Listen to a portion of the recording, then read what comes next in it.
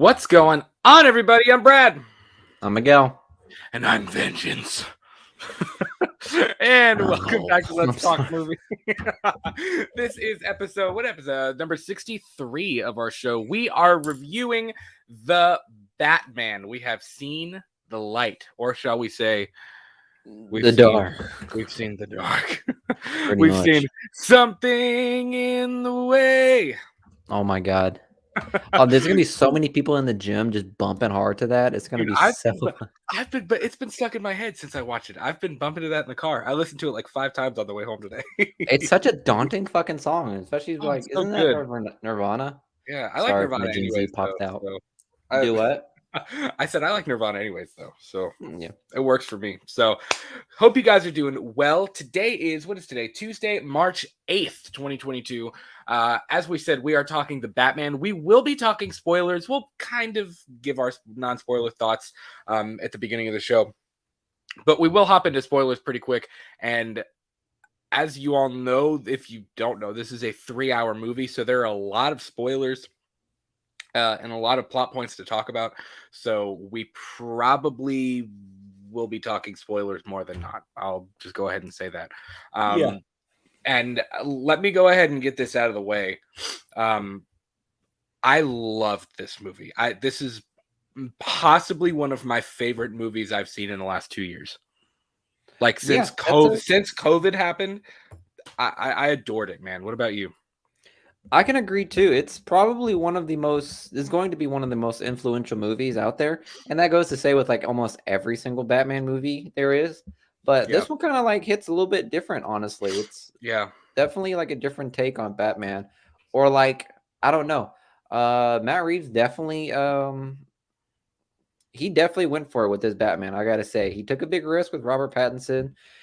He took a big risk with a lot of things going on in this movie, and honestly, they all worked. So I can say with the matter of fact that this iteration of the Batman will without a doubt be one to talk about for years to come. Yeah. Well, and I'm gonna knock on wood here. I think we will be talking about this Batman for years to come. I don't believe this is a one-shot because we have the Gotham PD show about Arkham Asylum that we're going to get. We have the Penguin show, both of them on HBO Max. There's kind of some cryptic things on that. If you've seen the Riddler website, that kind of point to a possible announcement of a sequel.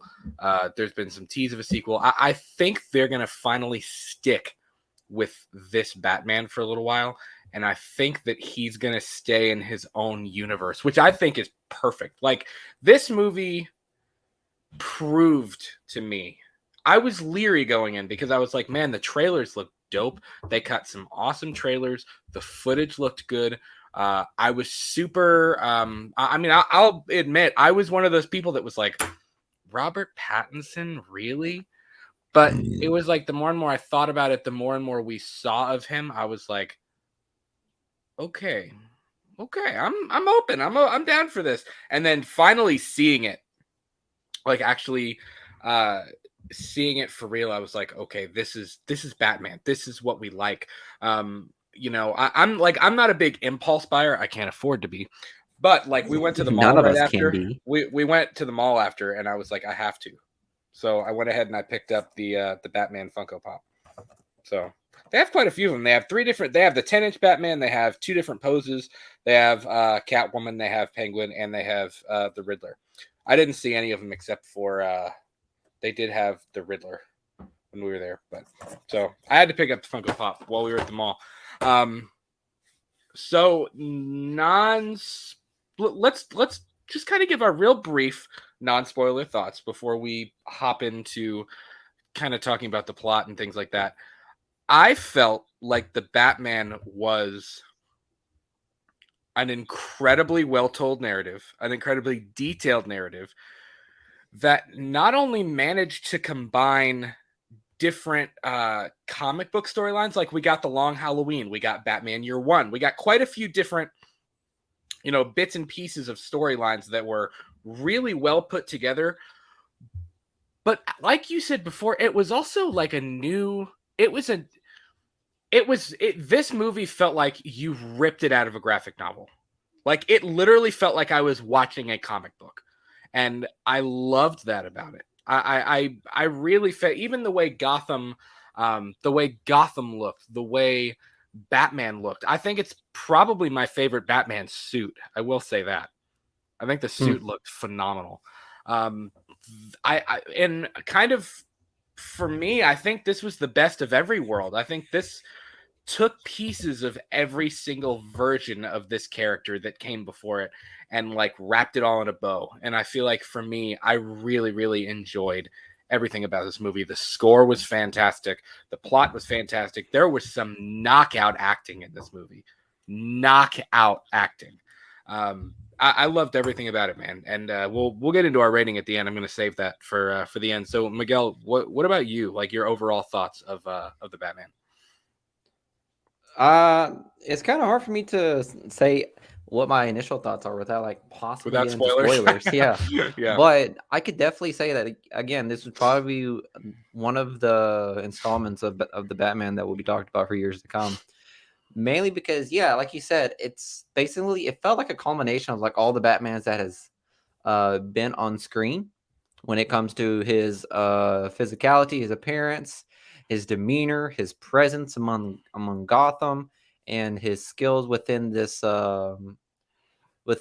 movie in particular in regards to his detective work and everything. Like almost everything about it, like it was really hard for me to nitpick. Like I had to nitpick what I did not like about Yeah. Oh yeah. Matt Reeves Batman, Robert Mhm. Pattinson's version of Batman. And obviously we can discuss on those, but it was like I said, it was really hard for me to find something that I didn't like. So other than that, like, and that's not to say I saw this movie was looking for something I didn't like. I sat there and just enjoyed the ride. For a whole 3 hour fucking movie, I gotta say, it felt like I was reading a comic too. It felt like I was just sitting down, and Mhm. just, popping a cold beer and just reading one Well, of the new comic books that came out. you know what I love, and it's been a while. It's been a while since I feel like I had this like feeling. But I love when you go to a movie theater, like even in it's best you really get this in the middle of the day, which we saw this movie. We went to a 1 o'clock showing. Miguel saw it. You saw it what Thursday night? Last Thursday night. Yeah, I saw it So Thursday night, opening and that's night. a whole ordeal. Yeah, that was a whole. Was it packed when you went? Dog, it was packed as a motherfucker. Yeah, No, look, listen to this, it guys. wasn't super No, packed. look, Thursday, I went to see it at like Thursday at 7, so I got it at like 10.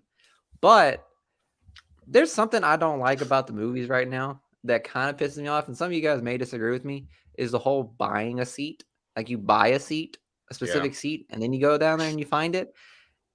That's cool when you go to a ballet or a musical and all that shit.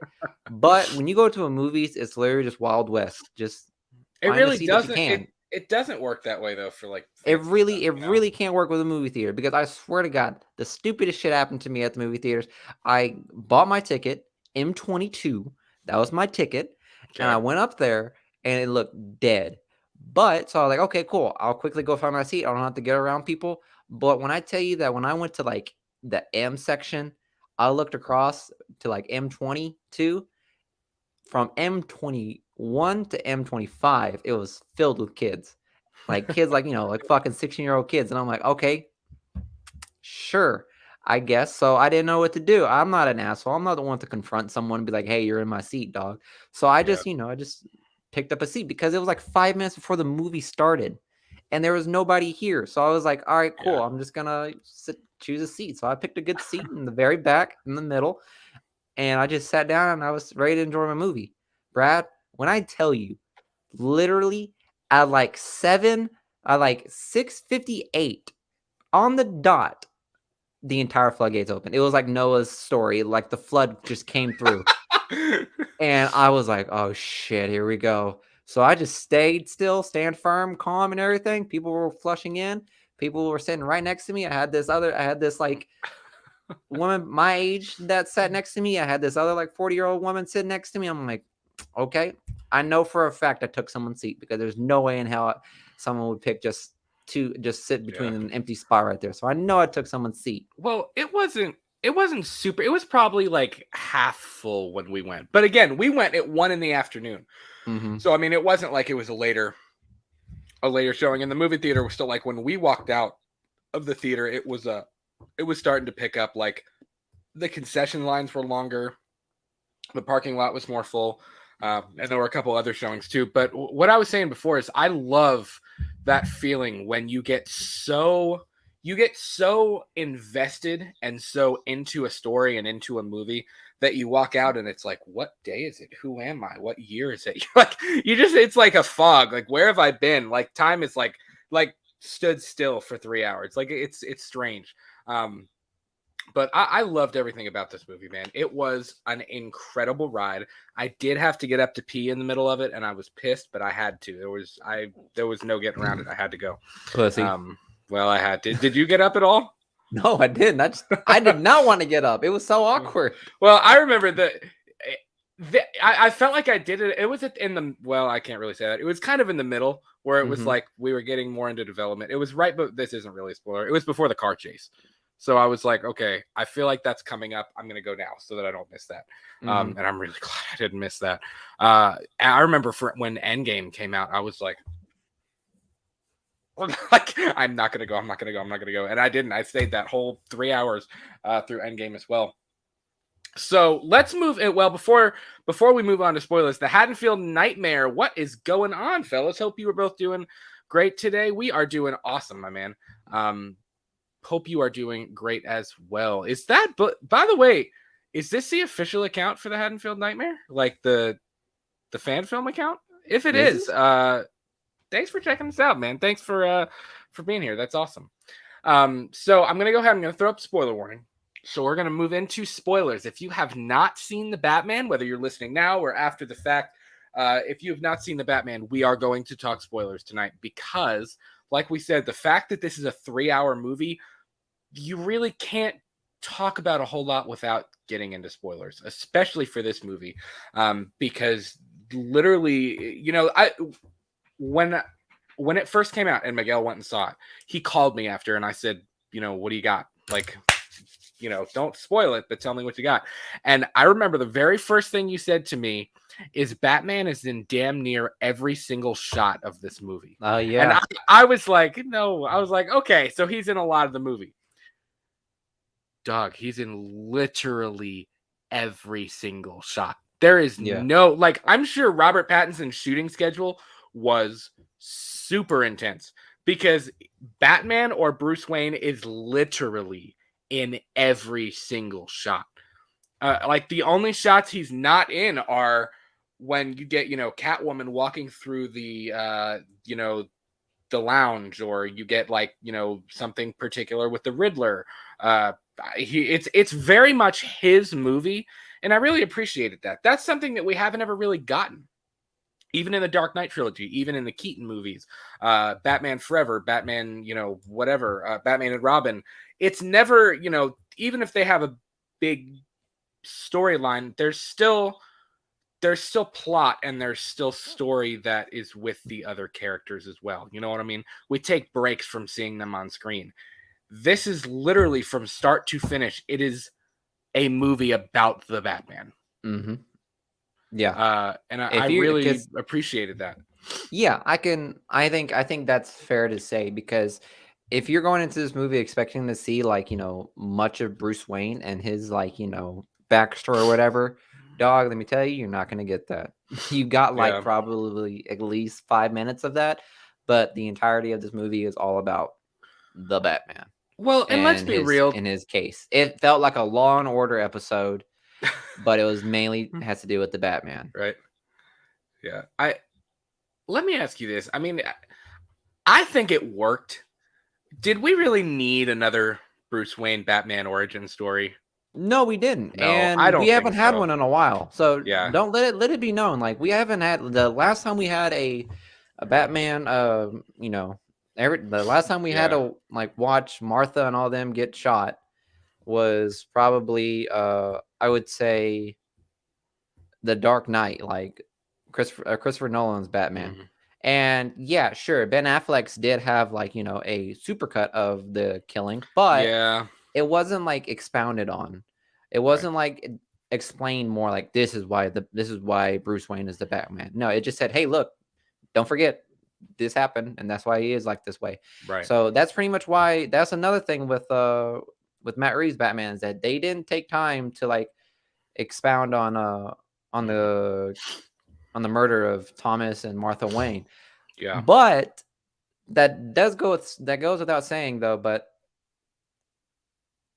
they did bring up the family's death, but they added Right. a twist to it that really knocked me out of my socks off. Yeah. So It played a role in the plot without being like, here we go. We have to watch them get shot again, and Bruce sit there and horror. You know what I mean? Like we didn't need to see it again. Like we know what happened.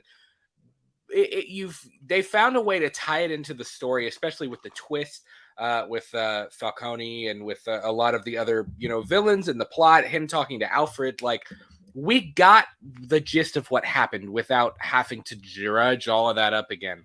mhm. Um, I loved the way this movie opened, and it's funny because when there's the candidate, I forget what his name was, when he's kind of pacing back and forth at the TV. Uh, the first time we saw Paul Dano as the Riddler, we both jumped. I Boy, jumped. yeah, right. I legit jumped. I was like, Paul "Holy Dano, shit!" I was bravo, like, as the "Whoa, bro!" Riddler. It's like, where Yeah, did he even whenever come because from? yeah, that's exactly what I was seeing. I was thinking to myself, because I told you that night, after I saw the movie, I was like, bro, like the Riddler is scary in this fucking Yeah, movie. he Like really is. at the end, he kind of like goes a little bit more open, but in the beginning of the movie, they really showed the Riddler as like fucking, he's Yeah. like a fucking serial killer. That scene where yeah,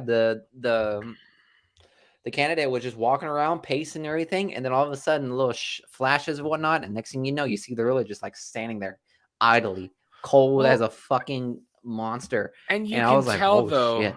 you can tell that he almost. Even though you only really see his eyes underneath of the whole like army jacket and like whatever else he's got going on, um, you can still tell he's almost got like a Psychotic fucking eyes. You could like tell, he's like, waiting, like he's mm-hmm, anticipating this. And even the guy's death scene, I was like, I was like, okay, we're gonna go here. Like, mm-hmm, all right, like we're not gonna pull any punches with this. Like we're really gonna go full on seven serial killer vibe with this, and I appreciated it. Um, Now, the opening that drew heavily from Batman the Long Halloween, I loved the way this movie opened, where we got the whole opening dialogue. I like that it opened and closed with a dialogue from Bruce Wayne. I thought that was really creative, and it's a really cool way to like dive into his mind, into his psyche, and what he's thinking and his arc without having to show anything. And we mm-hmm. didn't, I what I loved about it is as soon as it started, the dirtiness, Gotham was nasty in this movie. It was gross. It's basically just a cesspool of I think it's Chicago. If like in real life, it's taking place in Chicago. It looks like Chicago. I don't think it looked dirtier than Chicago. It's definitely, listen, everybody talks about how trashy New York is. New York is not that trashy of a city. It's really not. Um, this was just like there's even like if you paid attention in the elevator when Gordon goes up to turn on the bat signal, in alleys where even right in front of the courthouse where they're spray painting, where they're like spray painting, I forget what it's called, broke or something on the courthouse. Like there's just garbage and food bags, and there's garbage lining the street, and everybody is like back to back. I really got Tim Burton Gotham vibes from this. I did, in a Hmm. weird way. Like, and you don't. It didn't have the same. It wasn't gothic as much, but it was 21st century. But it had that. Everything was dark. The rain, the music, the dialogue. I got Tim Burton Batman vibes from the opening. And what I loved is when he says, he's talking about like, fear is a tool, and people are afraid of him, and it really kind of paints it like Batman is not a welcomed sight. You know what I mean? Civilians don't trust him. They don't know what to think of him. The police don't trust him. They don't know what to think of him. Criminals are just freaked out. You know what I mean? Like Mm-hmm. when he's saying fear is a Even the tool, littlest and vandalizer yeah, is absolutely I, frightened by the sight of the bat signal. I thought it was so creative how, it shows them they're robbing a store, they're vandalizing, they're all these different criminals doing things, and they look up and see the bat signal, and then they start looking at the shadows like, where is he? Like, is he here? Like, it's kind of that thing. It's the same thing with like, and I know I'm bringing up Halloween again, and I don't mean to, but it's like a Michael Myers thing. It's like a at the end of the original film, like he could be anywhere. Like he could be in your backyard, he can be in your school, he could be in your house. Like same thing with the criminals. Like to them, Batman can be anywhere. Like if there's a shadow, he can walk out of the shadows. You don't know That's where what. he is. And that's part of like the using fear to control people thing. Mm-hmm. It's so creative. It was so well done.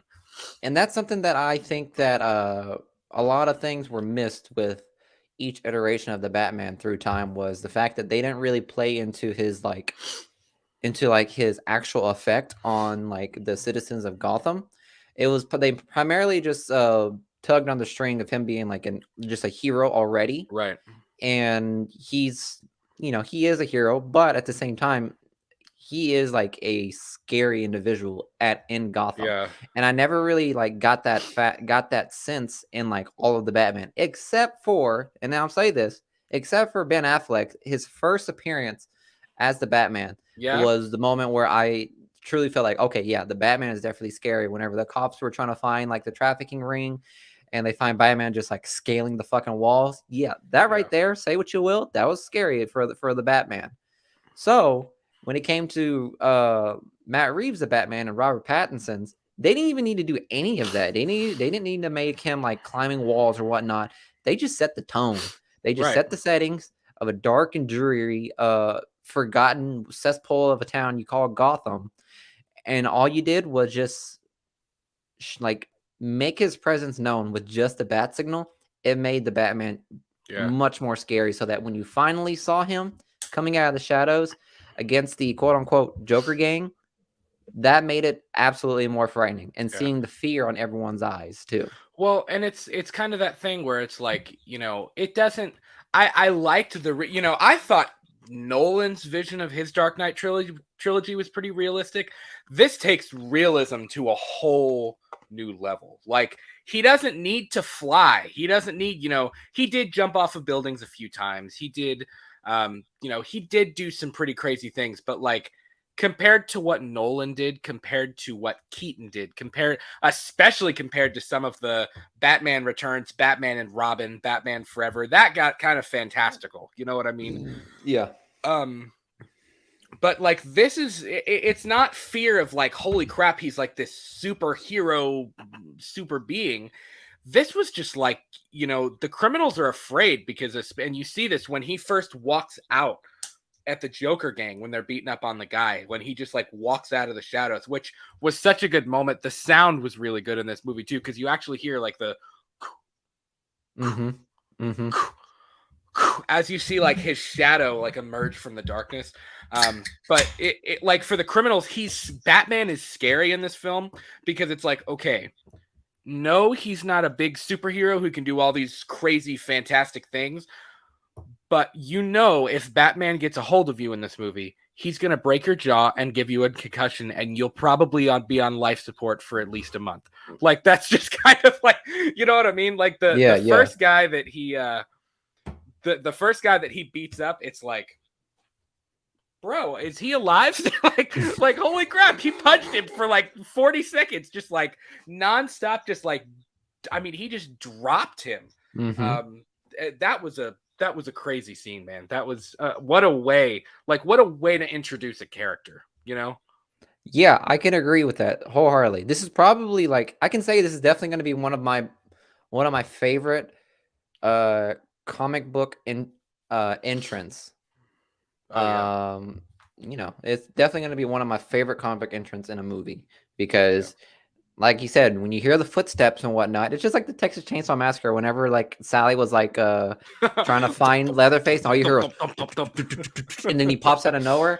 Yeah, that freaked me out for a second. So Yeah. like just hearing the footsteps and seeing Robert Pattinson's Batman come out, that made it even more frightening.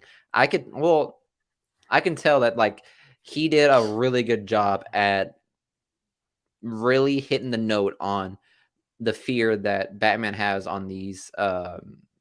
these criminals in Gotham. And that goes and it also shows that he's also like frightening to even the civilians as well, because Yeah. when it comes to the civilians, even after Batman saved that entire group, saved that poor individual from the Joker gang, that guy was not grateful. He was Well, actually yeah, very scared still. he said, "Please leave me alone." Like, Yeah. and that's interesting that you said that too, because like even compared to I didn't think because I thought about it with the criminals. Like criminals are afraid of him. The police department is kind of afraid of him, but they kind of don't like him either. Well, they don't like him, but like it's interesting with how just everyday civilians see him. You know what I mean? Mhm.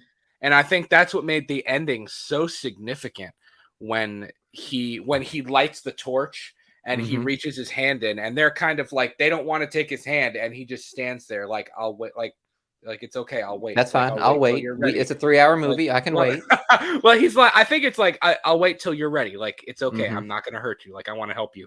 And then Mhm. seeing him with the torch leading people away, like Mhm. Batman is leading them. Like that was such Mhm. a, I don't know, that it It was was so a much there was a deeper. literal metaphor of like the beacon of hope, Exactly. pretty much. Yes, So. like Batman is more than they thought he was.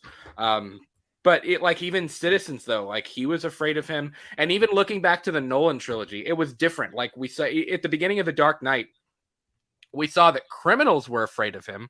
You know what I mean? Criminals wanted to avoid him.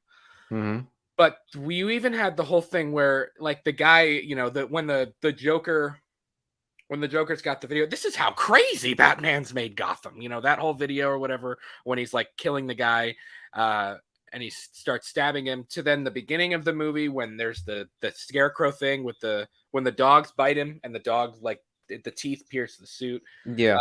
where people are trying to be Batman. The guy even says like, what makes you so much like what makes you different than me? Like, how come you get to run around and do this and I can't do this? And I'm not wearing hockey pads.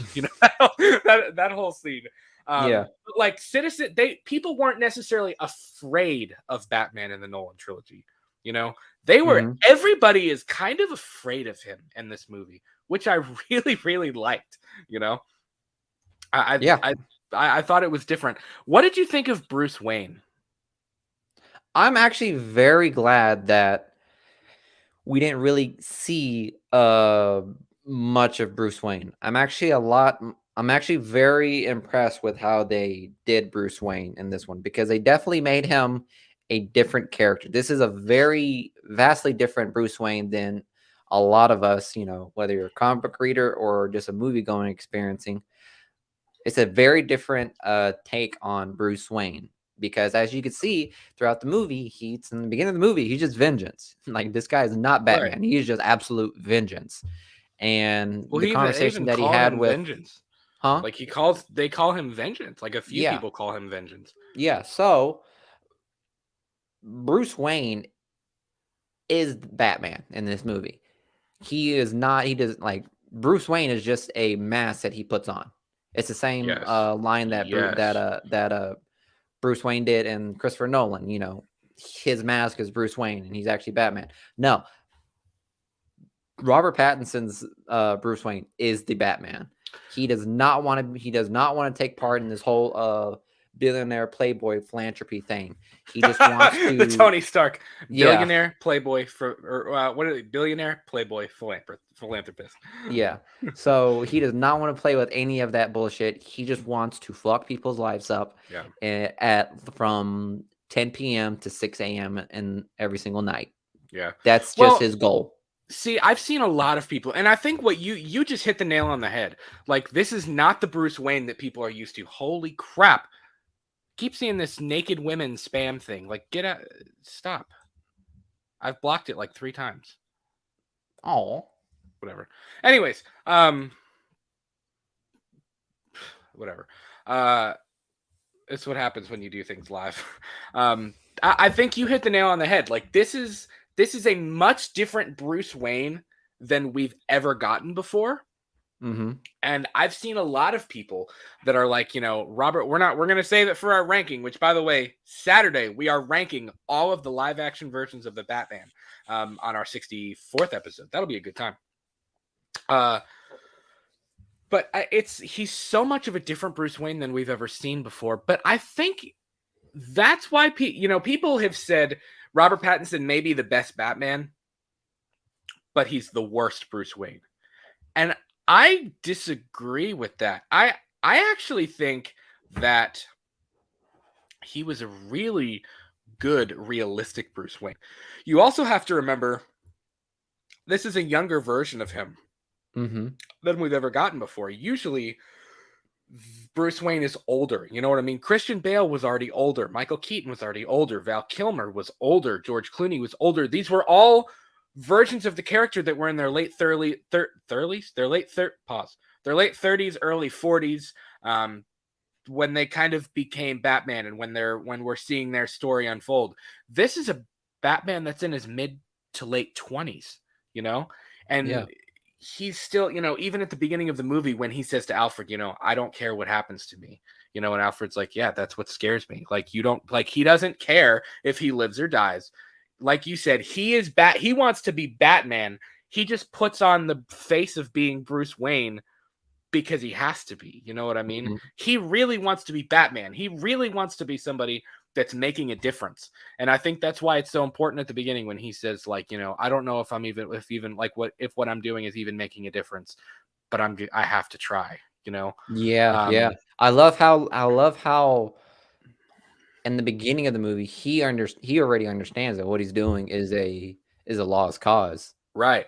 Like, he doesn't Um even know if what he's doing is gonna help. yeah, He just has so much pimped up anger and resentment towards, the criminal underground of Gotham City that he just right. wants to be rid of it, so Well, and I think you have to think about like his trauma because obviously he's not especially at the beginning of this movie, he's not in a good place mm-mm. mentally. I mean, he's kind it's almost kind of teeter-tottering on a possible split personality type thing. He's depressed. He's got, I don't know if I'd say he has anxiety, but like he's depressed, and you have to think about his trauma, like what he goes through. I mean, it's like if you realistically think about what happened to Bruce Wayne when he was a kid, like it would be one thing to watch your parents die when you're an adult. I mean, that would be awful and traumatic enough. But to see that happen as a child would Mhm. make it like 10 times worse. You know what I mean? So Yeah. like no wonder that he's uh no wonder that he's so traumatized and he's so broken from that event. I mean, that's why I think it worries Alfred. Like, he's almost going out there, and that's what makes him so dangerous is like he doesn't care if he dies, he's gonna go out there and he is going to break faces. Mhm. Like you said, from 8 p.m. to 6 a.m. He is out there just wrecking people on the street, you know? Yep. So it's definitely I actually really liked this version of Bruce Wayne, and I know a lot of people didn't, but I think when you look at his psyche and you look at kind of what's happened to him and how he got here, um, it makes sense. I think his story makes sense. His arc is a full well-rounded arc for me, and I think at the end of this movie, it's like a double-edged sword. Like he's not only is he hope for people of Gotham, he's a symbol of hope, and he says like I realize I have to be more than just vengeance. Like Mhm. Batman has to be a symbol that there is hope and that there is something good. uh and it's even for himself. Like Batman is hope for himself that he is making a difference. Um, and he isn't kind of the billionaire playboy philanthropist that, as Tony Stark famously said, that, Christian Bale's Bruce Wayne was, or that Michael Keaton's Bruce Wayne was. But I think that's part of his arc. I think he's going to have to learn how to be Bruce Wayne just as much as he's going to have to learn how to be Batman, you know? Yeah, I get that. I do get that a lot, and mainly one thing that we missed over in like the beginning sequence of the movie was just to emphasize how much he has donned the persona of the Batman was he has like a huge compile of logbooks and notes of his daily task, of his daily patrols throughout Gotham. Like he Yeah. has to write it all down. Yeah. And it's kind of like, like a constructive way of handling his trauma, but he also beats the shit out of criminals. But he does write his shit down, and he talks about his feelings to Yeah. himself. So that's Well, good to hear. But even I think that that's was also, I was gonna say, like, that's also like a wonderful thing to see Batman also take notes of Gotham and seeing how it's doing progressingly. So I think that would be really interesting to delve into more of his notes and what he's written down throughout the past 2 years. This is year 2 Batman, if I'm not mhm, mistaken, or year yes, 3. it's year Um, 2. okay, so it'd be interesting to see in his folder all of his logs of from his year 1 all the way to year 2. Yeah. Well, and I thought it was really interesting too that like the lens that he put, the contact lens that records everything, like he's almost so jacked up on adrenaline, and so he's so rageful and so angry that it's almost like he doesn't remember what he did. Like it's all like a blur to him. Yeah, yeah. So it's like not And you only is notice he how the keep lens is red? yeah, like not Yeah, only is he keep it's just all about rage. not only is he keeping notes like for himself to like keep progress of cases he's working or of Gotham and like how things are progressing, but he's also like trying to he's just trying to remember because it's such a blur. Like he's out there on and fighting and beating the crap out of people all night, and it's such an interesting, we really explored his psyche more than I think we have in many of the other movies. I Mhm. think most of the Bruce Waynes have kind of been they're already kind of a celebrity, you know what I mean? He's a celebrity, but he doesn't want to be. Like even when he shows up to the funeral before the whole Riddler thing happens and the FBI locks it down, and when he shows up to the funeral, everybody's like, "Oh, Bruce Wayne," and they're like, they're taking pictures of him and stuff. And he puts his glasses on and turns away. Like I don't like he doesn't want to be in the spotlight. He doesn't Mhm. want to be a famous person. Like he just wants to be, kind of himself. So I actually really like Bruce Wayne. I thought Robert Pattinson absolutely crushed it in this movie. Completely nailed it. I completely Um, agree as well. so some of the other let's talk about the villains, dude. What do you think of the villains? So here's what I'll say about the villains in regards to this movie. Like we said, this movie was primarily about the Batman. Right. That goes that but besides that, Matt Reeves did a decent job in portraying every single villain properly in this movie. Without a doubt. When it comes to the Penguin, when it comes to Catwoman, when it comes to the Riddler, when it comes to Falcone, all 4 of these villains were given enough screen time, Hmm. enough to show where they are in this universe right now, and to show and to possibly lay seeds for future installments that we Right. would love, and also like popping up more questions and answers about these Yeah. villains, and we're excited to see. It makes us more excited to see them in future installments in this new Batman series. Right. So I would say, which one is your favorite villain out of this movie? Well, I mean, for me, the horror fan was super happy with Paul Dano. I think Hmm. Paul Dano played a freaking psychopath in this movie. Hmm. I mean, and I think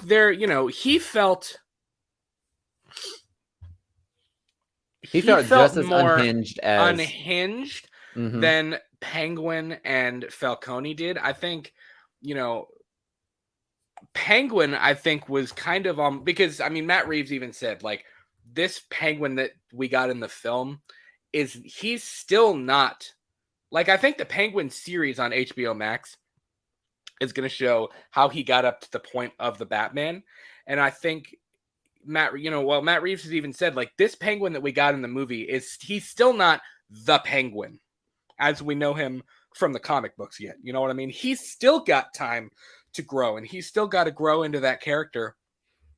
I think Falcone, He was great. He was fine. I wasn't like wowed by him or anything. I No, mean, it what's his? didn't. What I forget. What's the actor's I know name? the actor's name. He did a great job. I He have the he cast he pulled did up. nail it out of the park right there. He really put it down as just Yeah, a high-ranking, low-time gangster in this movie. he did a great job. Yeah. God, what was his name? Where is he? I forget his name. Um, Let me Let go to me see. IMDb and pull it up. Let me go to IMDb real quick. Hold on. John Turturro. Yeah, Yeah, John yeah, John Turturro. Turturro. He killed it, man. He did a decent job. He did a decent job. Yeah, again, Every he single just one of these villains did a decent job. they were great, and I love that they all kind of like somewhat tied into each other, except for the Riddler. I think the Riddler was my favorite because we really got uh John Doe, like going back to Seven and kind of the inspiration taken from Seven. We really got John Doe vibes. He was an unhinged person. Even, in his brain, he really thought that Batman was helping him do this. Like it wasn't like a That twist right there was really hard too. yeah, and like even hearing him, when Batman's trying to be all serious and when they're in Arkham Asylum at the end, he's like, "Oh, I was like, holy shit!" A Like lot of he's people crazy, felt man. He's a psycho. a lot Like of he, people felt like that was out of character for oh, Paul I Dano to do. loved it. I thought it was great. I thought it was Yeah, great. I thought it was dope too, but a lot of people thought that was just like it just came out of nowhere and it was kind of like comical for him to do it, but Yeah, like that song Ave Maria was like a moving theme for Paul Dano's the Riddler. yeah. Haven't really figured that out yet. I mean, I'm pretty sure I'll dissect that Well, more and more as I keep, reading more about it, but yeah, Paul Dano's Riddler was definitely one. How can I say this? The Riddler's only been portrayed twice, right? uh-huh. And like live action. Obviously, we have Jim Carrey, who he did a good job, but he made him very comic book, very Yeah. comic booky. No, it wasn't even very comic book. It was very comical. It was just Yeah, like yeah, it yeah. was like there was nothing serious about that character at all. But Paul Dano turned him into a legit, full blown serial killer, Yeah. and basically just a John Doe. And Did they I ever can't help. actually call him Edward Nigma? Like, did we ever actually get his real name? Did Like you when they see? Did when they Yeah, got him? when they arrested him, they said, "Which one are you?" I couldn't see what the names But were. it was two just random names. It wasn't Edward Nigma. Yeah, but So I don't what know. I were mean, the names? Did you catch the names? Because I I don't never remember did. what they. I don't. I mean, I saw it when I watched it, but I don't remember what they were. I don't know if they were really significant at all. Um, but I thought he did a great job. I liked that it was something different. It brought something new that we hadn't seen even from the comic books. It was a new design. The riddles were actually done very well. I think I really liked the way the riddles were written, the way they all kind of tied into the story and pulled everything together. Um, I think even the traps, like what the second guy that died, was he the commissioner? I forget who he was because Jim Gordon is not he's not the commissioner yet. He's still Mm. Lieutenant Gordon. But The like commissioner Gordon, was killed though. yes, Which yeah, the second one with the mousetrap. yes. Okay. The rat thing, the traps were harsh. I mean, it had a little Yeah. bit of Saw and Yeah, we had a little bit Seven. of I mean, it Jigsaw had right there. like it was kind of it was messed up, Mhm. Um, but I really like the way they did his character, even when he's trying to get caught and they're in his apartment. All of the different, like, if you really paid attention to everything in his apartment, like he had folders on people and folders and ramblings and just all these different things. Like they really pushed how crazy and how just psychotic the Riddler was in this movie. And he's obviously smart, but I really really liked he. It's almost like a kid who like he feels like he has everything, and he seems really calm and everything is really calm and he's under control. And then the minute something doesn't go his way, he's like, "Rah!" And he just snaps and loses it. You know what I Mhm. mean? Yeah. Like even at the end, when Batman, saves everybody, he pulls everybody out. The National Guard comes in after he's flooded Gotham, and he's just banging on the window, like crying and screaming, "No!" Um, That like it was. I really liked it. He was scary. He was. There were legit moments of tension when his character were on screen. Mm-hmm. Was on screen. I thought that was really really well done, man. I really really liked the way they did the Riddler. I would almost say Paul Dano could be up for like a Best Supporting Actor Oscar next year. Honestly, Oh, Oscar buzz. We'd love to hear that. I could, I man. would say I could agree. I could see this movie getting some Oscars. That'd be 100%. tough. I could That'd see be it. tough. I could Yeah. see it. I would say, in regards to the Riddler, I could say that he was literally, without a doubt, one of my favorites. I would say a close second would definitely be the Penguin because fucking hell, dude. You want to talk about Oscar buzz? Makeup Oh, and VFX, well, listen, unrecognizable, dog. it was funny because my mom actually, I don't know if she was watching the trailer or something, and she said, "Who plays the Penguin?" And I said, "Colin Farrell." She said, "That's Colin Farrell?" I said, "I know, right? It Yeah. doesn't even look like him. Like you literally couldn't tell. Like if There was a story. his Yeah. eyes is basically the only thing that you can really tell it's him underneath." In an interview with Colin Farrell, he literally said that whenever they gave him all of that makeup and he went to set day one, he went up to one of the executive directors and just said, "Hey, what's up? What's going on?" And the executive director was like, "Hi," and then he walked up to security and started pointing at him.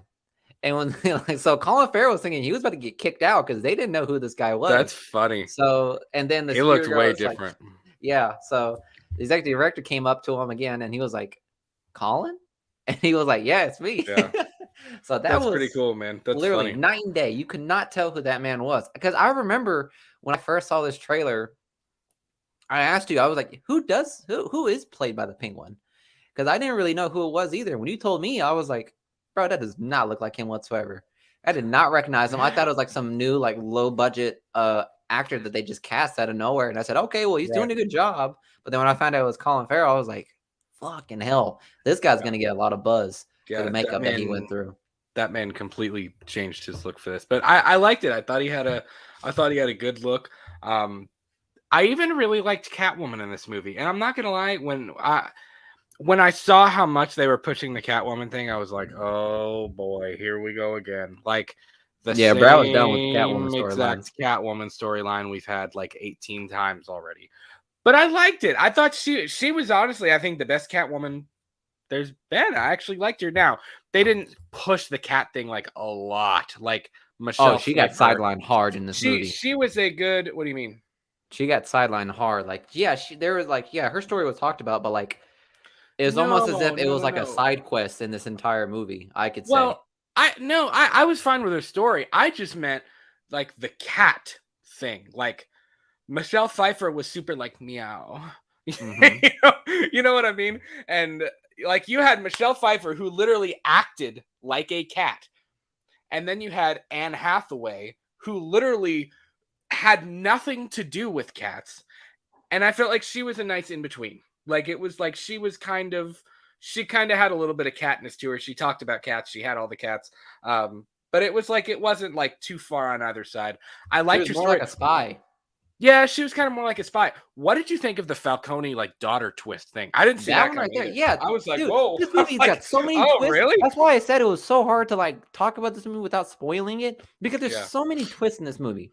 The fact that Catwoman or Selena Kyle is the daughter of Falcone, I was like, because they were arguing like Batman and Catwoman were arguing like, what's so special about this? Like, what's going on? Like, tell me. And then Selena was like, he's my daddy, and I was like, oh shit, okay, I'll take this. Yeah, sure, I like this. I like where we're going with this. All right. It was interesting. I mean, I don't know. I felt like we were at a Batman hit his character arc really started to change when he stopped her from killing him. Like that was like, okay. Like that's like he's starting to when he grabs her and he's like, if you kill him, that makes you no better than him. Like you're the same you're the same. Like that was when I was like, okay, he's starting to change. He's having a change of heart. Not that he was ever okay with killing people. I'm not saying that, but like before, but like you could tell that was where the shift started to happen in his character. And I really appreciated, that felt like the end of the movie. And then we had a whole other section with the floodgates and the him going to Arkham and talking to him, like same kind of thing as the Dark Knight. Like the Dark Knight almost feels like after they capture the Joker, there's a split secondary like this is the end of the movie, and then the Dark Knight has another 40 minutes attached to it, that you know what I Mm-hmm. mean. Mm-hmm. And this kind of felt the same way. It was like, okay, we're kind of getting close to the end, and then it was like, and never mind, no you're not. Like Yeah. flood New Orleans. No, I'm kidding. I'm not gonna make Oh that my joke. god, I'm dude. kidding. They go through that every year. It's fucked. No, they don't. But yeah, man, I really thought Paul Dano did a great job. I loved the relationship between Batman and James Gordon. Jeffrey Wright killed Gordon. I think for me, it's gonna go Gary Oldman and then Jeffrey Wright. I think Jeffrey Wright was a really cool Gordon. I think I still liked Gary Oldman a little bit better, because I think Gary Oldman had a little bit more badassness to him. You know what I Yeah, mean? but Like my he thing kind of is, got down and dirty with Batman too. yeah, I just see too much of Reznov with Gary Oldman, and that's for people who play Call of Duty. But nevertheless, I didn't play Jeffrey Call of White Duty. as Lieutenant Gordon, like I loved him in this movie. I was kind of hesitant at first because, like I said, this cast seemed a little off to me at first, but it was just a well-oiled machine. Like everything dotted its T's and crossed its I. Yeah. That was Cross completely it. that was backwards, wasn't it? Yeah. Nevertheless, I'm obviously not doing that, but this movie did it. Because fuck me. Gordon was definitely one of my favorites in this movie. His Yeah, me relationship too. with Batman was definitely one to keep note on, because it wasn't even like a blind trust with Gordon and Batman. It was like they've done this for over a Oh year. yeah, they have an established relationship. Yeah. Dude, like one of my favorite scenes of the movie was when When they're Batman talking to wakes each up, other and when he's like, take off his mask, and he's like, rah! And he like wakes up, and him and the cops are kind of fighting in the room, and Gordon's like, everybody stop, and he's like, I'll get him under control, everybody get out, or whatever. And like the cops leave the room, and they're like face to face, and they're acting like they're all being like big and bad, whatever. And Gordon's like, so here's what I need you to do. You're gonna punch me in the face. And it's funny because Robert Pattinson's like, what? what the fuck are you doing? I know. He's like, what do you mean? Instead, it's just like that whole interaction between them. Mhm. And then, bro, listen, when Bro, he didn't Gordon just took like, it. I thought he was gonna like fake punch him or something, or like push him. Bro, he was like, I was like, oh crap, he actually decked him in the face. Like Yeah. Gordon went, pow. I mean, he dropped. Bro, Bruce Wayne's shoulder dipped in that punch. Like it went bow. Like he dipped his shoulder for that punch. So And then you had yeah. the dope escape scene when he's like running through the, like you're getting like Batman running down like the hallways, and like when he gets up top. And it was funny because he got scared when he went up top. Like he was at the top of the skyscraper, and he went, oh. No, there's a like his no, eyes hold got up. big. Like, There's a funny edit in that entire scene, and it starts with Batman punching Gordon in the face, because it was going back to like the Adam West Batman. Like it was like the kapow with the punching Gordon, and then did the da na na na na na na na as he's running through the fucking police station. It that's was funny. so That's pretty hilarious. cool. Well, it's funny because even when they get back up to where the bat signal is, Gordon's like, you could have pulled that punch a little bit, and he said, I did. Like, Yeah, it's like it was just so. It was it's so a funny funny seeing relationship them. between those two. Just It's like a because funny but everything, strong relationship. right? It was so serious, and like they had such trust. So then when they're both trying to act all like big and bad, and they're getting up in each other's face, and he's like, "Listen, man, I need you to punch me in the face," and stuff like that. And like he's confused at first. Batman's like, "What?" Some detective you are. Can't even tell it's fake or I not. thought that was hysterical, man. It was like one of Mhm. the few like comedic relief moments. I thought it was pretty funny.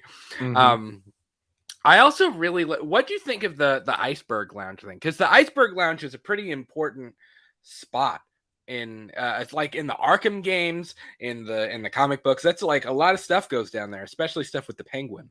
Mhm. You know, Wha- I thought it was fucking hilarious how the Batman literally just walked up to the door I know, right? and knocked on it. I was like, Well, I "That's and not how you that do happened it." pretty early in the movie too. He was like, and they opened the door, and the guy's like, he said, "I need to see the Penguin," and Yeah. they were like, "He needs to see the Penguin," and I that scene was cool too because Mhm. he was like, "Buddy, go away" or whatever, and he was like, "Okay."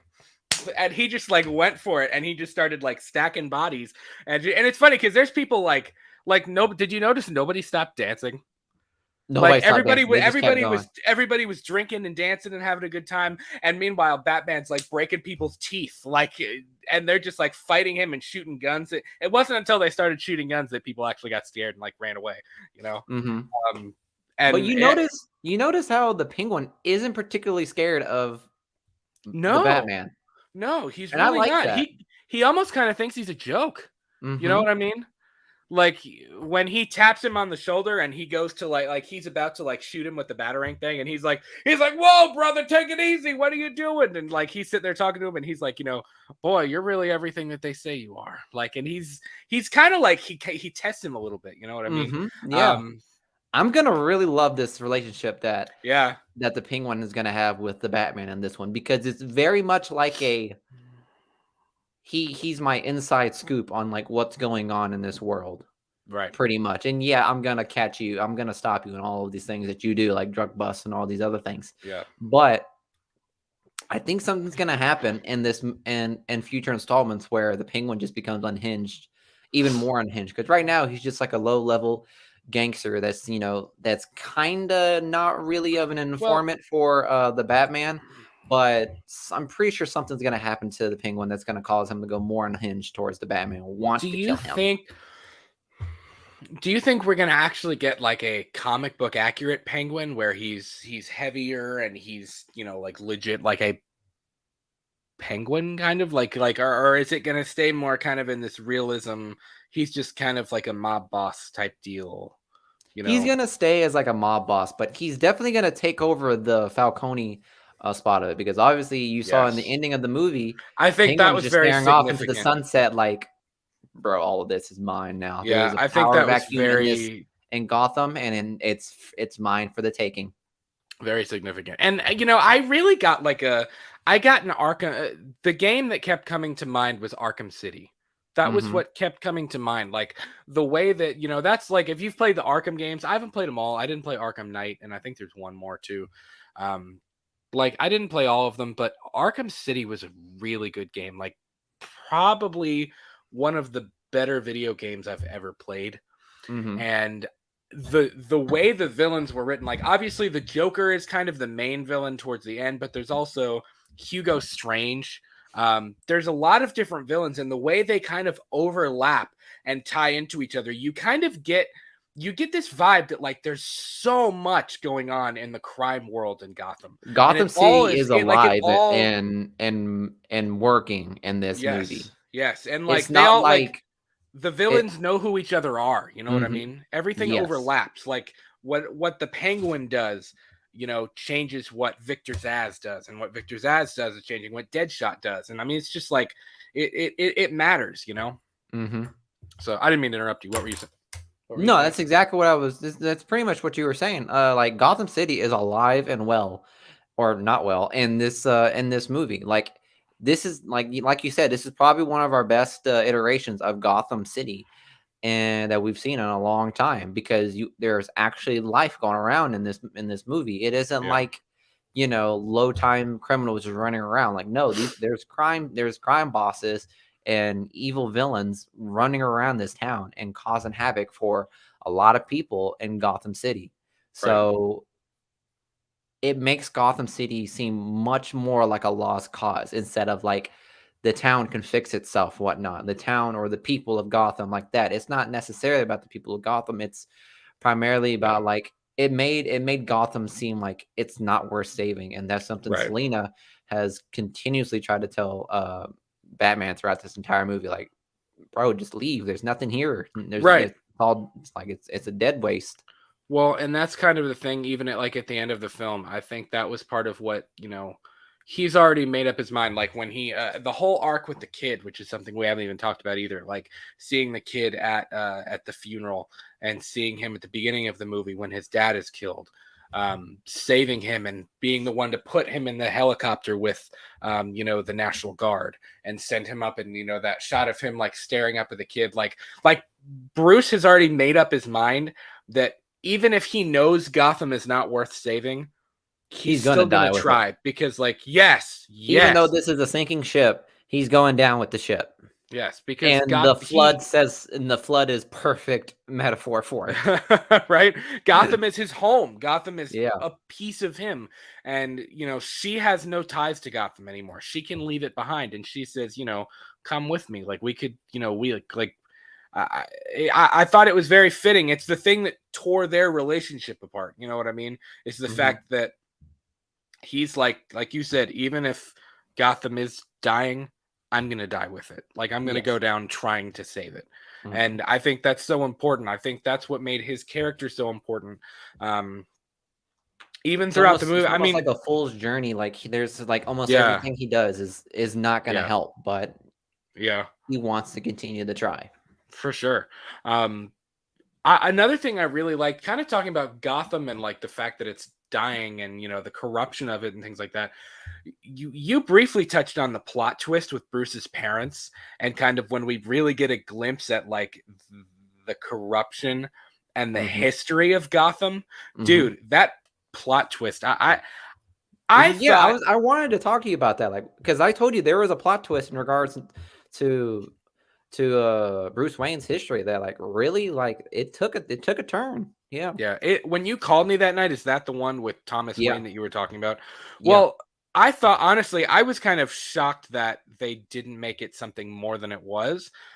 I originally when they first went to after the car chase, which we're going to come back to in a minute. After the car chase, after Gordon and Batman figure out that Bruce Wayne is his next target, um, and they kind of figure out that they have to go to the mansion. I forget exactly how all of that transpires with the computer and stuff. But they go to the original Wayne Manor, and there's like the druggies and homeless people and whatever else kind of living in it. It's Dropheads is abandoned. what they It's called. yeah, I forgot what they call them. That's the best way Um, to, you know, politically correct yourself and not calling them crackheads. So, yeah, I don't yeah. know whoever they are. There's the people living there, and you see that the Riddler's been there. He's got the projector on, and there's the whole speech of Thomas Wayne giving his mayor speech and giving all this stuff. I thought they were going to go a little bit harder. Like I leaned over to Julia and I said, they're going to make Thomas Wayne a bad guy. Mhm. Like his family's going to be just as much a part of the corruption as anybody else. Well, he And I did. was kind of shocked. Well, yeah, but they also didn't go as hardcore Mhm. as I thought they were going to in that moment. I thought it was going to be like, hey, his dad was kind of a bad dude.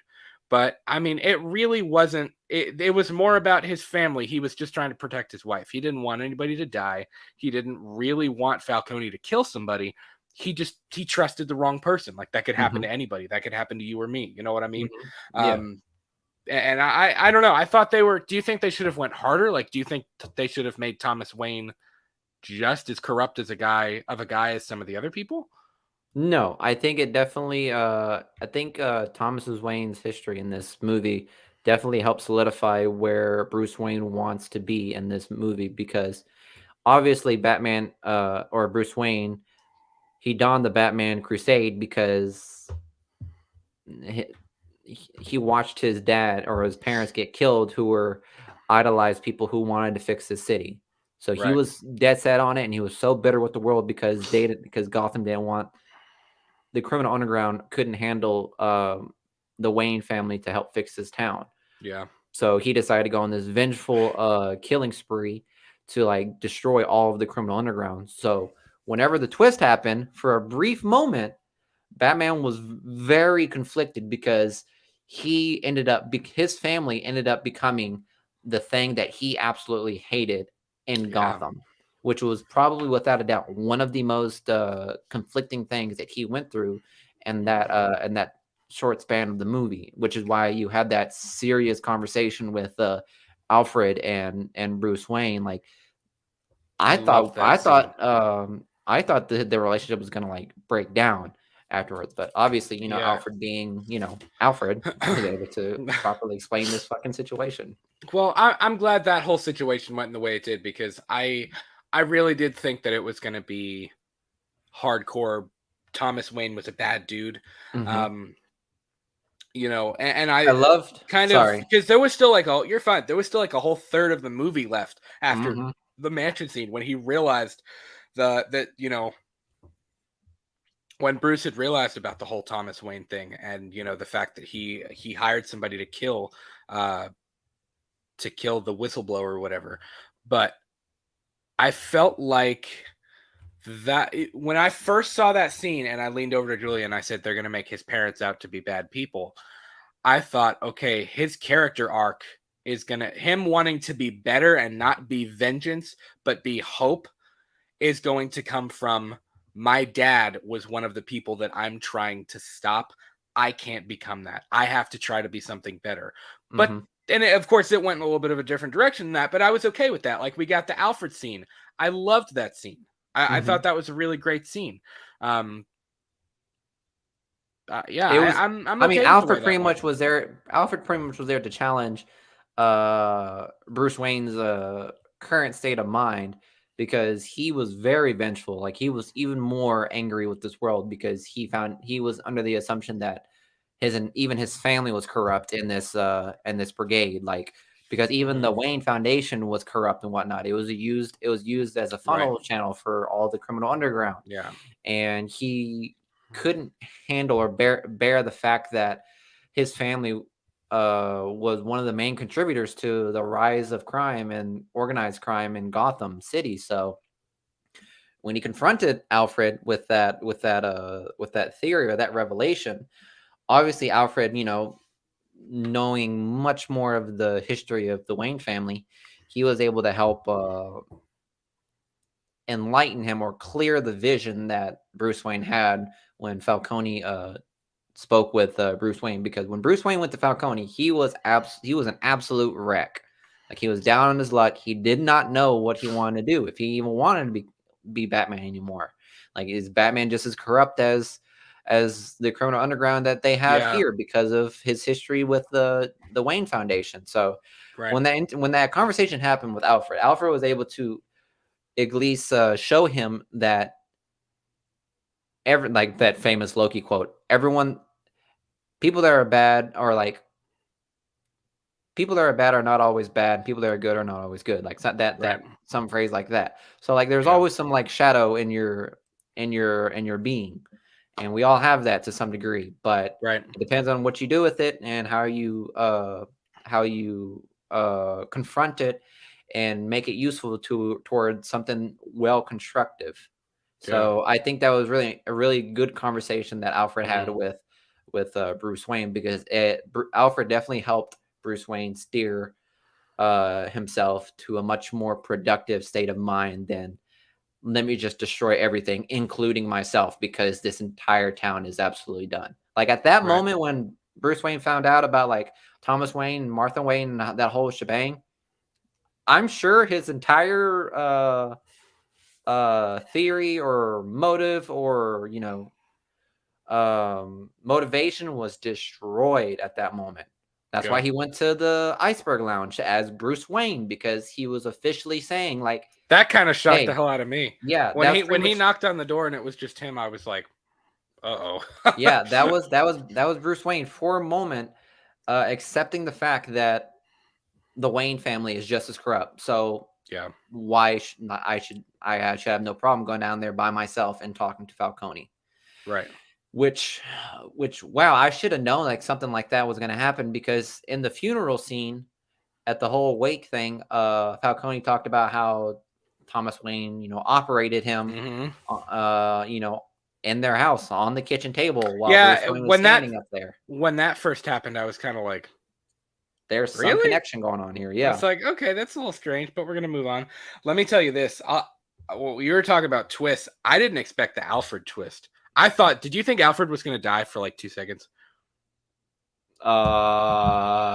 Yeah, just like for a Well, couple of seconds. when he realized that he was being targeted, and it shows Alfred take the bomb out of the package or whatever, Hmm. and like when he's like put Alfred on the phone, where's Alfred? Where's Alfred? And he's calling him, and he's racing like in the car or whatever.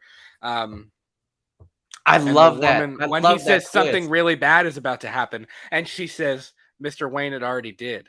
Yeah, that twist And right he there. I looks thought it was up a and race around the sees, clock. when he sees the building on fire, and he just Hmm. like, you can just see it, like the tears start to well up. Yeah. I was like, did we just kill Alfred? What? And then when I'll tell you what, it was like the biggest sigh of relief in the movie when they showed him like alive in the hospital, but he was like on the ventilator or whatever. I was like, holy crap. I Yeah. thought he was going to be a goner, and Bruce never got to make things right because he was kind of a dick to Alfred in the beginning of the movie. Let's be completely honest. When he was like, "You're not my dad," I was like, oh, okay. I was like, okay. But like when they had that moment, and Bruce said, like, again, moments that slowly started the big pieces of his character arc, when he reaches over and out where when Alfred sticks his hand out and he grabs his hand and he says, I forget how it's worded, so forgive me, but he says something like, I thought I had mastered how to like suppress my feelings or ignore my feelings or whatever, but like Hmm.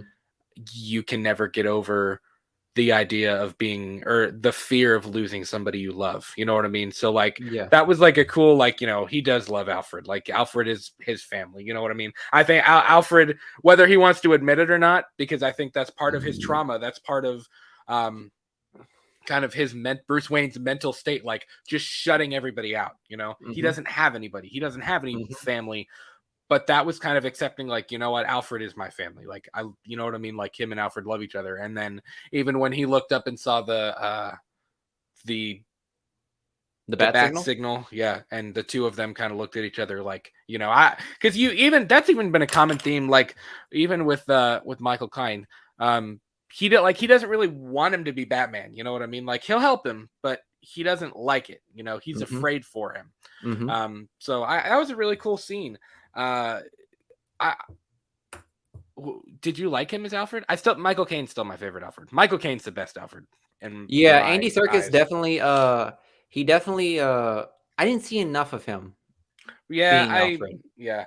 That's my thing, because again, like I don't want to compare the Dark Knight with the Batman, because again, you are doing yourself a disservice I've trying seen to so many compare those people two. trying to compare him, and I'm like, dude, they are You like, Yeah, you cannot compare these two. You cannot compare these two as a whole, as a movie as a whole. You can compare the Batmans and all that stuff, but as a movie as a whole, you really can't. You're doing yourself a disservice and by why can't nitpicking each movie.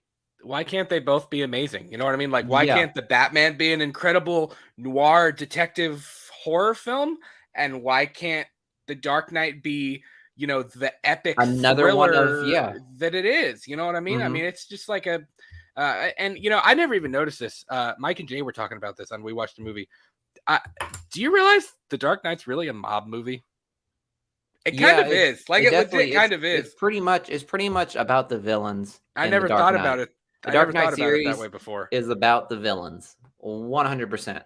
Batman is basically a side character, and the Dark Knight, if you really Mm. nitpick and everything on that movie, because it's all focused on Ra's al Ghul, the Joker, Scarecrow, and Bane. It's mainly Legit, focused on all of them. Could you literally, notice?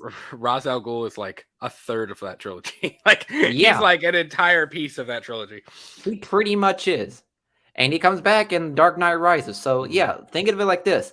When you think of the Dark Knight, who do you think of? You don't really think about of Christian Bale's the Batman. Think about the You Joker. think of the Joker. You think of Ra's al Ghul, Liam Neeson's version of it, and then you think of Bane and how how they molded Gotham into Yeah. being such a hopeless city. So I took Gotham's White Knight and see, I. yeah, I totally forgot about Two-Face. I don't know why I didn't think about Two-Face, but he is just like they focused on the psyche of Two-Face as Listen, well. everybody forgot about Two-Face. It's okay. I feel bad but it's because I'm kind of like destroying my own point. But it really mainly focused on the villains. Matt Reeves the Batman was all about the Batman Yeah, and showing how he is growing to become the symbol of hope that Gotham needs. right. And Matt Reeves definitely shown each villain of this movie wonderfully correctly. And I can agree with what your statement right here is that like Matt Reeves pretty much tied a bow around the decades of different iterations of the Batman. Yeah. And I 100% agree with that because almost every single aspect of this movie was on par. I would agree with that notion. Every single one of them. Hmm. Now back to Alfred. I can't particularly. I liked him as Alfred. I liked Andy Serkis as Alfred. My thing is I haven't seen enough of him, which I'm. I But would agree with that's that. to say that I'm excited to see more of him. I really am because I'm gonna be obviously he is a moral compass for Bruce Wayne.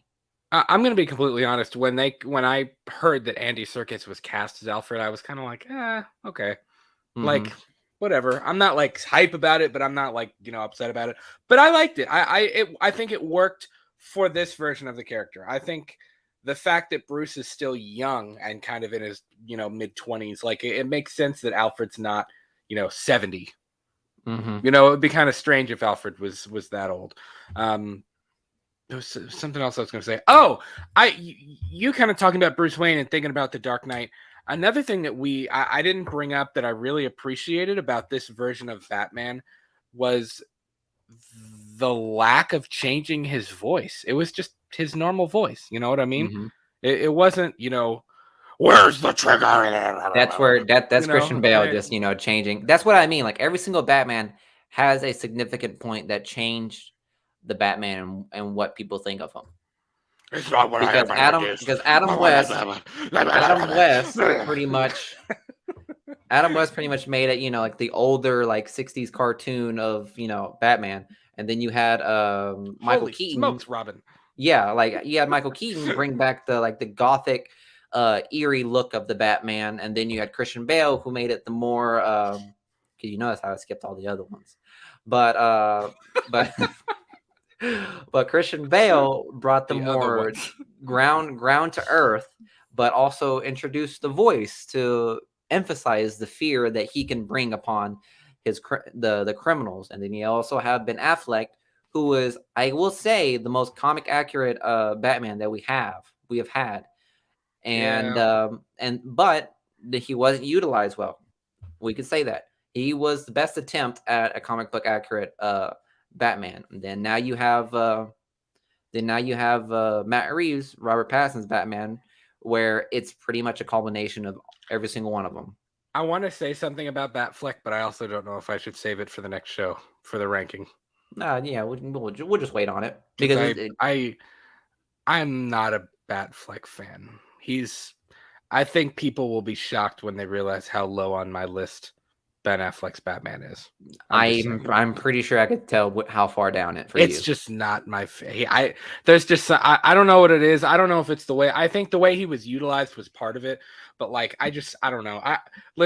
For me, like compared to this version of Batman or Christian Bale's version of Batman, I almost feel like Batflex is like a joke. Like, not as much in the Snyder cut, but like the way he was used in BVS and in Justice League, I don't know. It just doesn't do it for me, I get that. But yeah, I appreciated that it was just his voice. Like he didn't do anything like out of the way to change the Batman. Like, I don't know. I think sometimes I know it's like the common thing, like everybody's like, Christian Bale's Batman was great except for the voice. Like I don't know why he felt like he needed to change his voice so much. I thought Christian Bale's Batman suit looked great. I mean, he looked really good as Batman, but it's just like it's hard to be like taking a scene seriously when he like it's like a really serious tense scene and he's like, then you're gonna love me. Like it's like what is he doing, man? Could you imagine like the screen tests or like the test, like they're like, all right, Christian, you're in the bat suit for the very first time. Awesome. Let's say a couple of lines. And he's like, The fuck? What are you doing? Licking your throat? Wetting your beak right now? Trying before you fucking talk? I don't know why I keep He doing went, all right, and action. I was like, what? Wait, who was the guy in Harry Potter? Hello, father. Hello, father. I was like, what the fuck? No, but like doing a screen test, and he's like, "It's not what I am, what I did, but when I get it, defies me." And I could see Christopher Nolan. I can imagine Christopher Nolan just like, you turn to Chris, yeah, Chris Nolan is like, could you? They pause. He goes, "The fuck did he just say? What the hell did he say?" he said, the fuck did he say? Was that in the script? What did he just say? What did he say? Christian, can you say that one more time? Yeah, sure. Then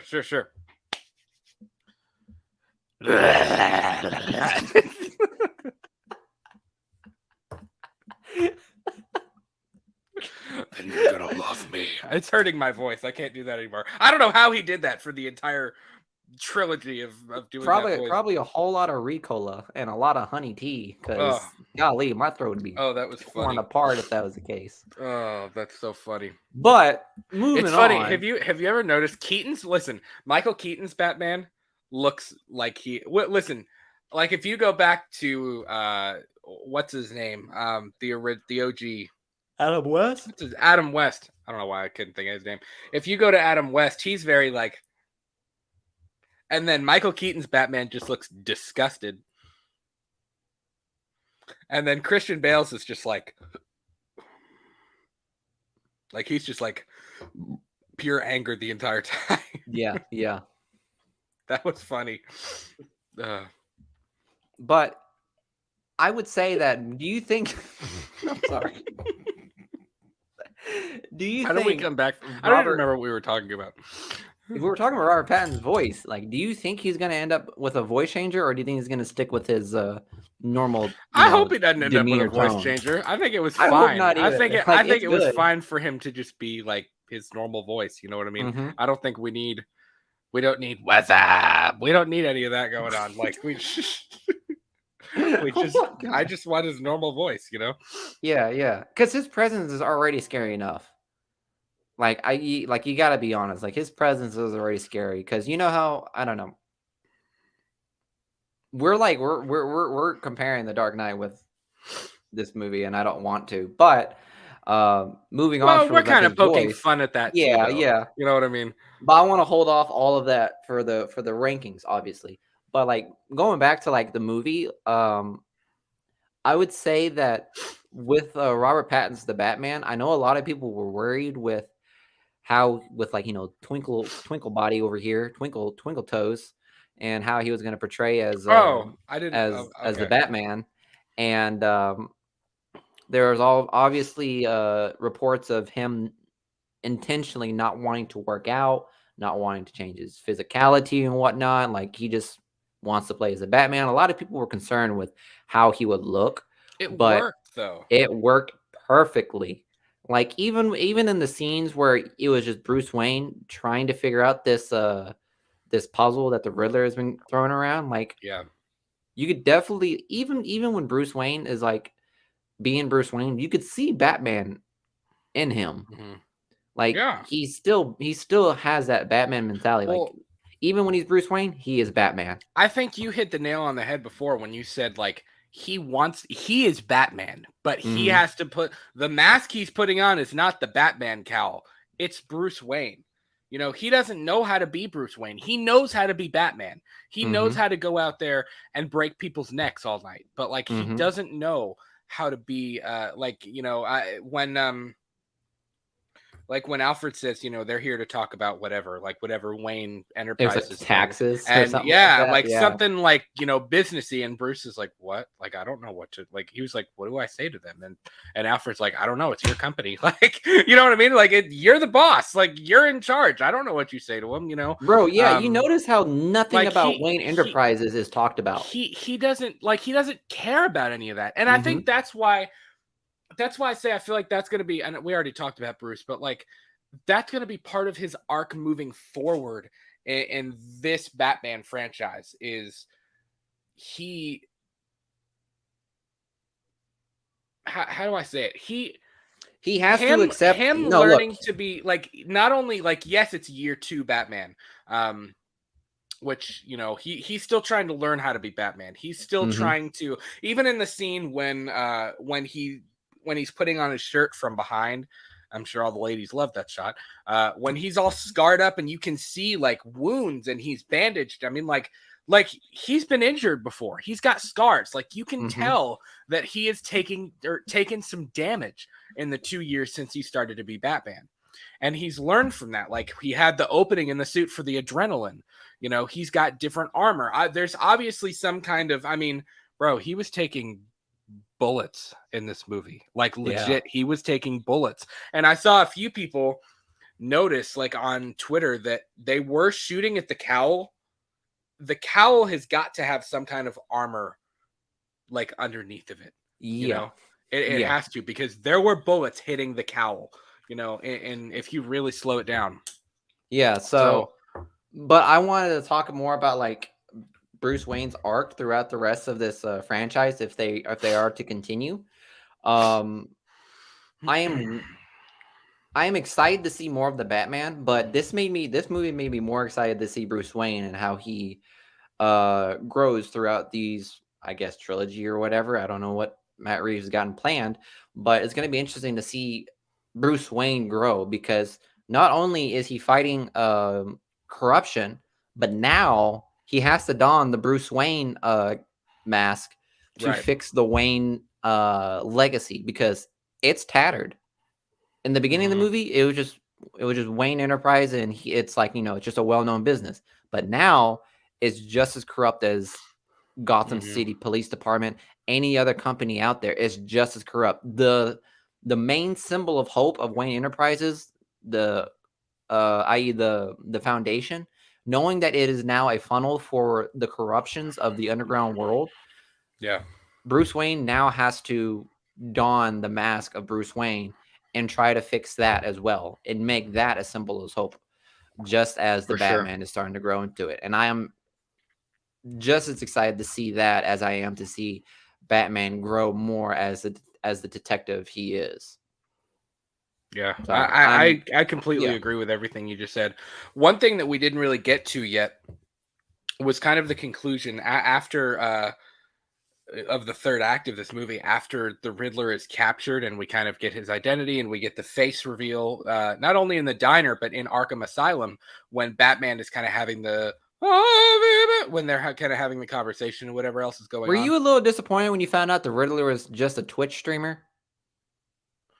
Well, and that's what I was going to bring up. Are you talking about like the online presence thing? Yeah. Yeah, I I died laughing. it was okay. I mean, I wasn't like I No, but think it I made read it much somewhere more that scary. Paul Dano did like 200 takes of that of the like what Gotham was Yeah. corrupt. Like when he did that sounded like Maine, but like he did like a ton of takes of that like on his phone. Mhm. Um, for them to do that. Did you like the whole like followers thing? Like he had like followers that I wanted to love that. be like him. I thought that was cool. I Yeah, I loved didn't it. You know expect it at why? all. You know why? Because it's gonna grow this Gotham City because we already have the Yeah. quote unquote Joker crew. And when I saw the Riddler crew come out and how because like the Joker crew was more like underground and whatnot, Hmm. or was like underground thugs.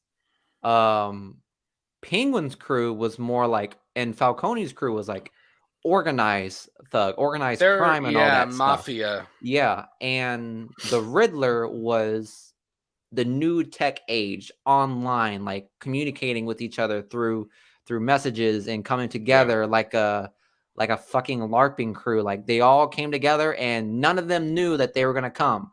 And like you could see in all of the A comments LARPing in the crew. live, I mean, they all dressed up like him. Did you see the messages? They're like, where can I get masking tape? Just remember, get this such and this. Remember your Yeah. supplies, guys.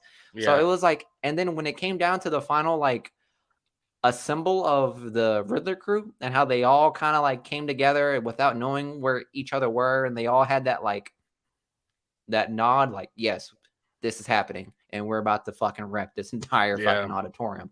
That made it much more scary, knowing that the Riddler has such a He's following. inspired people, you Yeah, he know, has in inspired this like people just as much. Yeah. in this weird sick way. Like I Mm-hmm. thought that was very creative. I didn't see that coming.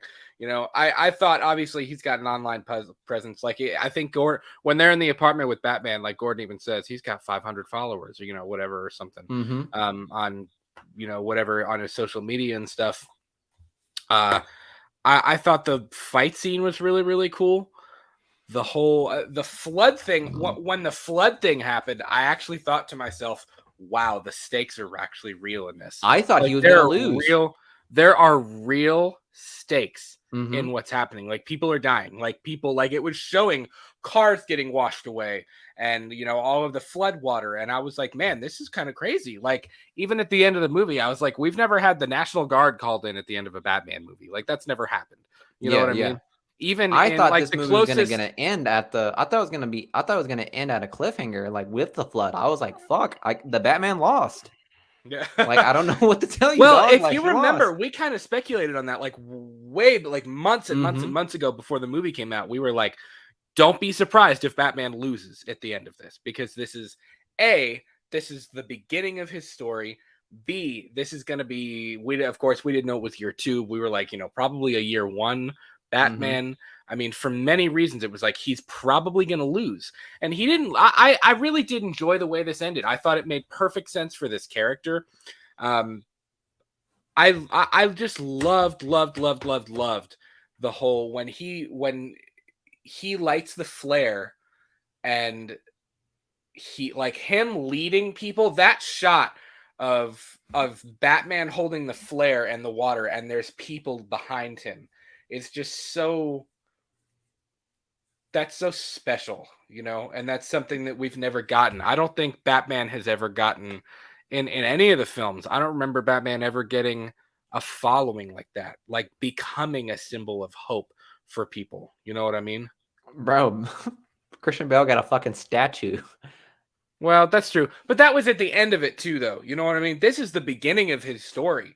Mm-hmm. It took for Bane to literally make Gotham City like a war zone for Batman to get his statue. You know what I mean? This Batman Yeah, has yeah. already got a following. People are like, hey, he tried to help, Mm-hmm. Um, and even like that, I mean, we probably won't see this, but even on the national stage, you know what I mean?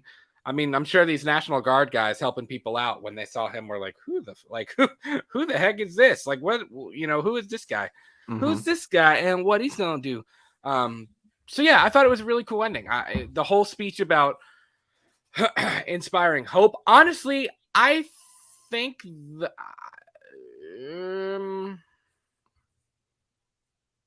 the final shot, I wasn't really a fan of the final shot when he looks in the mirror and just sees Catwoman going the other way and it cuts.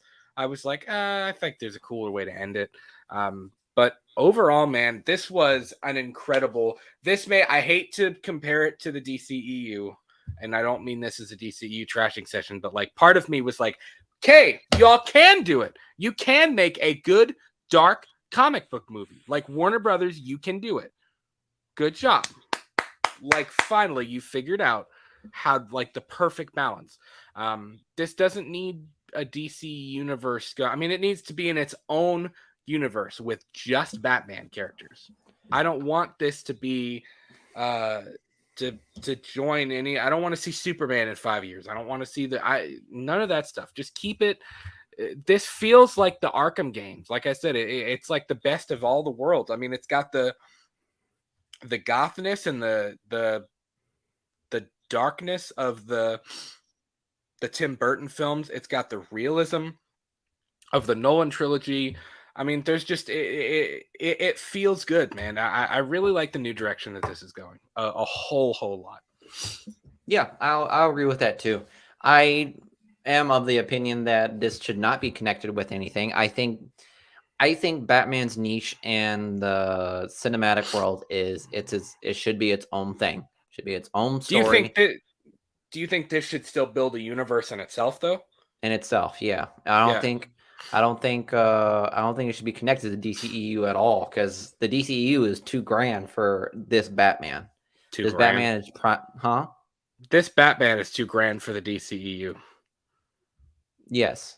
I see what you're saying, but like Yeah. it's too Like this Batman can't like is like him dealing with like fucking Steppenwolf or fucking Darkseid. I It's know, just right? not in the realm of Well, possibilities for him to do right now.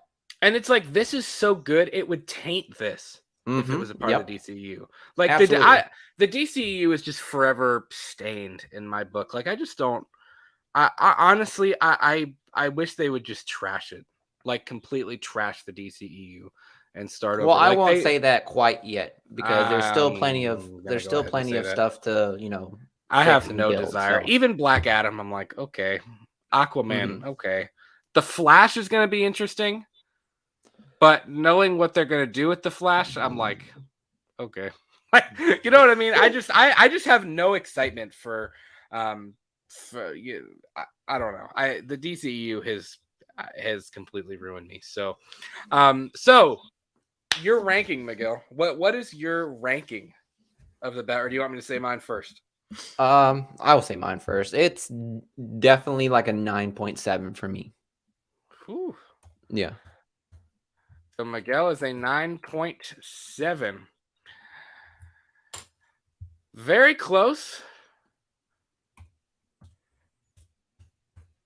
I am a 9.8. There you go. I had to one up you just a little bit. Miguel, final score of the Batman is a 9.7. I think it is a 9.8. We're a 0.1 away. Honestly, There I you thought go. yours would be not lower. I didn't think yours would be quite that high. Oh no, it's definitely without a doubt one of my favorite comic book hero books, movies, Comic book hero without a books. doubt. A Yeah, book here, book. Yeah, man. I'm stuttering more than Brad right now. Can you believe that? Art, he's having the strokes this time, not me. I'm kidding. Yeah, man, definitely one of the best movies that's come out in the last couple of years, at least since COVID started. I had an absolute blast watching the Batman, and I'm definitely looking forward to watching it again at some point. I definitely want to go back and watch this one. This is one of those movies that needs a second watch. It Like needs a you second watch need to watch in it again IMAX, in because whatever the best sounding theater you can get. Go watch dude, it. we didn't even think about or talk about the car scene. The chase, dude, that chase scene was one of the best chase scenes I've ever seen in my life. Yeah, Legit. 100%. It made Like, people were kind of like worried with like the fact that it looks like a car, blah blah. It's too much. It too much looks like a oh, it was car. Like this dope. is Fast and Furious. I was like, It was no, dog. dope. The fucking Batmobile was scary. It It was was fucking dope. frightening without a doubt, which made Yeah. me think, how the fuck did he get that car there without notifying the Penguin crew? Because that car is loud. That's fair. How the fuck did he do that? Did he Stop airdrop looking it? for plot holes. I'm just saying. I'm just saying. But let's just say like that shit was scary. Like even the It penguin was was scary. good. You could see his Yeah. face. It was so cringe. It was like, oh Well, shit, this you is know what I big. loved even more than the chase? Like the chase was cool, but you get the scene like when Penguin is upside down and he's kind of out of breath and whatever, and you Mm-hmm. see Batman like emerging from the fire and walking towards him. I Mm-hmm. liked even more when the camera kind of turns and like almost upside down and you see him bend down and he kind of looks in the car and all you see is his silhouette and there's rain like pouring off of the leather. Oh my god. It looks so good. It looks I've never heard so a grown good. man get so excited about rain and leather. I feel like Oh my Christian Bale again. So, guys, that is going to do it for episode number 63. This has been our full review of Matt Reeves The Batman. Miguel gave it or I almost said a 6.8. Miguel gave it a, what'd you give it? 9.7, dog. If you would have said 6.7, I would have got blacklisted, dog. Miguel has given the Batman a 9.7. I gave it a 9.8. So we are both in agreement that it's incredible. On Saturday morning at 10 a.m., we are ranking the live action Batman actors. Now, we are going to leave out the original 3. We're going to leave out the God, what's his, why do I keep forgetting his name? Adam West. Adam West, the original 3, just because they're kind of their own thing. They're not a part of kind of the dramatized Batman that we got kind of later on. So we will be starting with, I believe Keaton was the first one. Keaton up to this point. So we will be doing all of that on Saturday morning. I know Disney Investor Day is tomorrow, so we may, depending on what Marvel Studios drops we get, you may see us again before then, but we'll definitely notify you. Be sure to follow us on Twitter and Instagram, and we will definitely notify you if anything else changes. So we do new shows every single Monday and Saturday. I said the wrong days. I hate myself. We do new shows. Art, where you at? We do new shows every Tuesday and Saturday at 8 p.m. and 10 a.m. Eastern. You can find us not only on YouTube, but on all of the podcast platforms, Spotify, Apple Podcasts, Google Podcasts, wherever else you listen to podcasts. Wow, I just said the word podcast a lot. It's late. I need to go to bed. Let us know if you're watching after the fact. What did you think of the Batman? Be sure to leave us a comment down below. And while you're at it, leave this video a like. We have got 2 new episodes of Purely and Simply Evil coming very soon. Halloween H2O and Halloween Resurrection. Those will close out season number 1 of Purely and Simply Evil, which is our horror show. Guys, have a great Wednesday. And have a great Thursday. And remember, number 1, that you are vengeance. Oh my God. And number 2, it's not what you... Wait, what does he say? Christian Bale. It's not what I am underneath, but what I do that defines me. Good night, y'all.